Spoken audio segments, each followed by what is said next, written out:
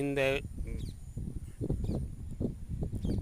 பாருங்க, இப்போ நான் இதுக்கு முன்னாடி சொல்லியிருப்பேன்.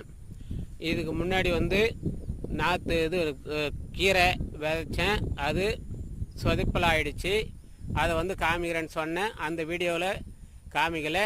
அதை இப்போ காமிக்கிறேன் பாருங்கள். அது மறுபடியும் கொத்தி மறுபடியும் விரைச்சி மறுபடியும் அதை மூடாக்கு போட்டதை இப்போ எவ்வளோ தெளிவாக இருக்குது காமிக்கிறேன் பாருங்கள்.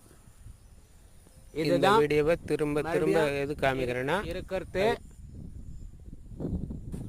எதுக்கு காமிக்கிறேன்னா இதுதான் இந்த மாதிரி நல்லா அழகாக இருக்கும். இதை மூடாக்கு போட்டுருக்குது, அது ரொம்ப முக்கியம். அதனால தான் இவ்வளோ தெளிவாக காமிக்கிறேன் பாருங்கள். இதனால தான்